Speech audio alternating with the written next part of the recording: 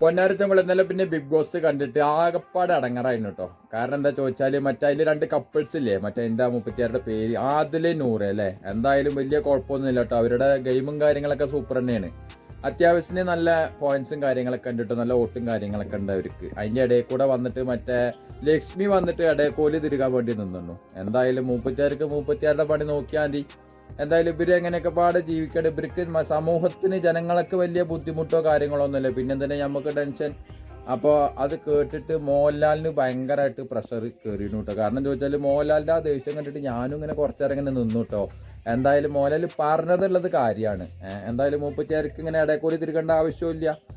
എന്തായാലും ഇന്നലത്തെ big boss കണ്ടിട്ട് ഇങ്ങനെ കുറച്ചേരം ഞാൻ ഇങ്ങനെ ആലോചിച്ച് ഇങ്ങനെ നിന്നു. കാരണം ചോദിച്ചാൽ ഇങ്ങനൊരു ആദ്യമായിട്ട് കാണാണ് ഇപ്പോഴേ. എങ്ങനെയൊക്കെ പാടെ കൂടിയിട്ട് എന്തെങ്കിലും കാട്ടിക്കൂട്ടിയിട്ട് ജീവിച്ചോട്ടെ എന്ന് വിചാരിക്കില്ല. അപ്പൊ അതിന്റെ ഇടയിൽ കൂടെ മൂപ്പത്തിയാർക്ക് ലക്ഷ്മിക്ക് അതിന്റെ ഇടയിൽ കൂടെ മറ്റേ കയറി ചെല്ലേണ്ട ആവശ്യമൊന്നുമില്ല. ഇതിന്റെയൊക്കെ മെയിൻ കാരണം മറ്റേ മസ്താനിയാണ് കേട്ടോ. മസ്താനിക്ക് ഇതിന്റെ ഇടയിൽ കൂടെ മറ്റേ കളിക്കേണ്ട ഒരു ആവശ്യമില്ല. അപ്പൊ ലക്ഷ്മിക്ക് എരികേറ്റി കൊടുക്കുകയും ചെയ്തു. മസ്താനിയാണ് ഇത് പ്രശ്നം, മൊത്തത്തിൽ പ്രശ്നം ഉണ്ടാക്കിയത് കേട്ടോ. അപ്പൊ അങ്ങനെ പിന്നെ മറ്റേ മസ്താനി ഔട്ടാവും ചെയ്തു ഇപ്പോ. എന്തായാലും വല്ലാത്ത ഇടങ്ങറ്.